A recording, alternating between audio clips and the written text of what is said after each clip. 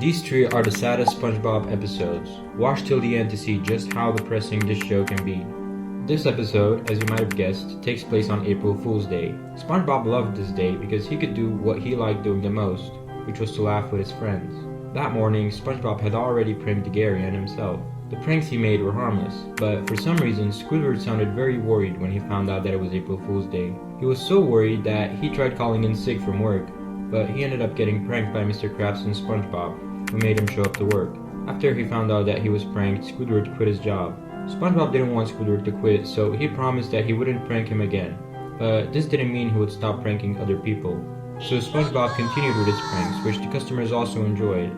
But for some reason, Squidward was still getting annoyed, even though SpongeBob tried his best to avoid him. And after a while, he started to get irritated. A couple pranks later, Squidward finally couldn't stand it anymore, and decided that the best course of action was to show SpongeBob what a real prank looks like. So Squidward lured SpongeBob inside a trap that he built. When SpongeBob was lured inside, Squidward cut a rope, which sent SpongeBob flying all across the Krusty Krab. Seeing SpongeBob get hurt wasn't exactly a funny prank, which is why Squidward was the only one laughing.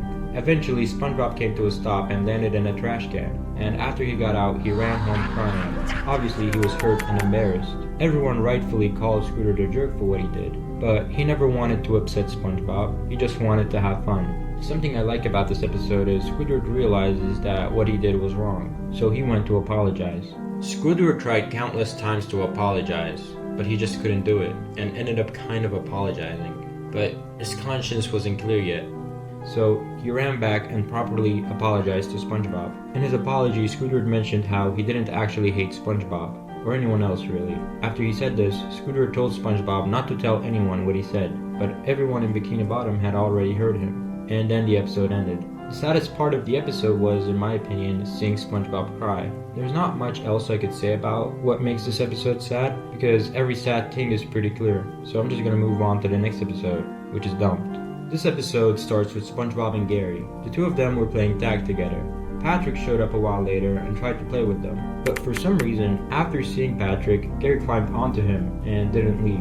SpongeBob mentioned that Gary must have really liked him, but he seemed to like him a little too much, because later that night, after they finished playing, Gary escaped from under SpongeBob's arms and went to Patrick's house. After SpongeBob found Gary, he decided to let him spend the night with Patrick.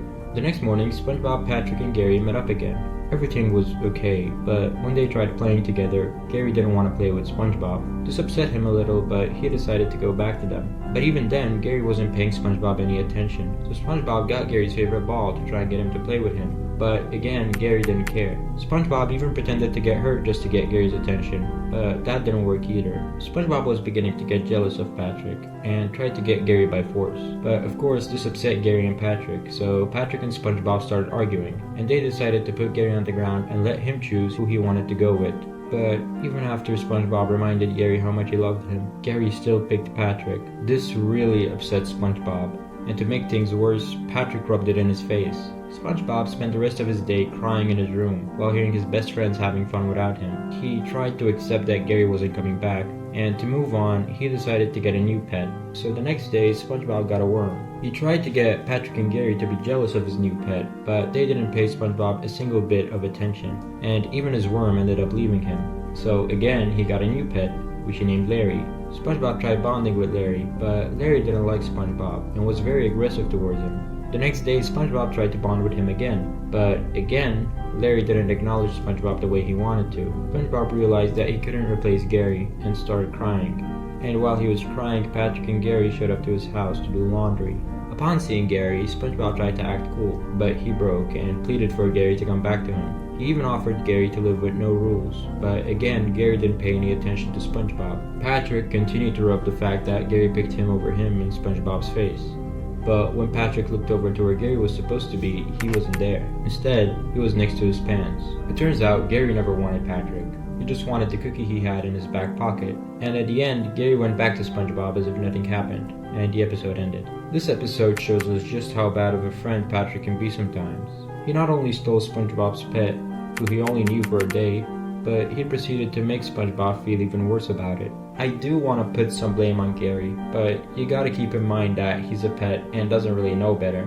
Speaking of Gary, the next episode is Have You Seen This Nail? This episode starts with SpongeBob. He was carrying a big bag of snail food to his house. When he finally arrived, he spotted a note stuck to his door. It said that he had a package that would arrive soon, and just a few seconds later, the package arrived. SpongeBob took the package inside, forgetting all about the snail food. SpongeBob had ordered a paddle ball set. The set also came with a challenge he could complete. SpongeBob started the challenge just as soon as he opened the box. Gary came out to eat, but as I mentioned, SpongeBob left his food outside, so he had nothing to eat. Gary tried telling SpongeBob about this, but SpongeBob thought that Gary only wanted to play and told him to leave. Gary tried again to get his attention, and again. But SpongeBob didn't want to be bothered, so he threw Gary back into the kitchen. Gary thought that SpongeBob didn't love him anymore, and didn't want to be a bother to him, so he decided to go live someplace else. A few days passed, and Patrick went to tell SpongeBob something, but SpongeBob was still trying to complete the challenge. His house was a wreck, and Patrick found SpongeBob crawled up in his room. Luckily, Patrick managed to convince SpongeBob to stop. Afterwards, SpongeBob went to feed Gary. Keep in mind that he thinks he's only been doing the challenge for a couple of hours. When SpongeBob called for Gary, he didn't show up. And that's when Patrick told SpongeBob that he hadn't left his house for over a week. This was, as I mentioned, a surprise to SpongeBob, and he started to worry. He tried looking all over his house for Gary, but obviously he couldn't find him. He spent all day searching for him, and they even searched over at Squidward's house, but they couldn't find him anywhere. What they did find was a note Gary left in the mailbox. In the note, Gary thanked SpongeBob for giving him the best years of his life, but he also told him not to bother looking for him since he's probably found a new owner who won't forget to feed him. SpongeBob realized now that it was his fault that Gary was missing. Meanwhile, Gary had finally arrived in the city. He didn't have a new owner yet, but that changed pretty quickly. An old lady mistook Gary for her lost pet and took Gary to her house. The old lady gave Gary everything he could ever want. She even gave Gary real stuff like fish food and a fish bed, which was much better than SpongeBob ever gave him. SpongeBob, on the other hand, hadn't stopped his search. He went all over town trying to find Gary and spent all night looking for him. The next day, SpongeBob went to work. He was exhausted and still very upset about Gary's disappearance. The customers started complaining about their food, so Mr. Krabs tried to see why SpongeBob was making bad patties. But when he tried speaking to SpongeBob, he wasn't listening. He tried telling him to work harder, but accidentally convinced SpongeBob to try even harder to find Gary. Meanwhile, Gary's new life was only getting better. What he enjoyed most was that this lady actually fed him all the time. The old lady then drove Gary to the store. At that same store, SpongeBob and Patrick hung up posters to try and get Gary's attention. SpongeBob tried many ways to get Gary to come back. He filled the whole city with posters, he went on TV, and he even flew a plane to try and convince him. SpongeBob's motivation never ran out, and we got to see how sad he had gotten, but this only pushed him to try even harder. Somehow, Gary didn't see these signs, but one day, the old lady gave Gary a pile of papers so he could go to the bathroom. But the papers were actually some of SpongeBob's posters. Gary didn't think that SpongeBob was missing him, and after he realized that he did, he decided to go back to him. This meant that he would have to leave his new life of luxury for SpongeBob. On his way out, he accidentally opened the wrong door. Behind the door was a bunch of old snail shells.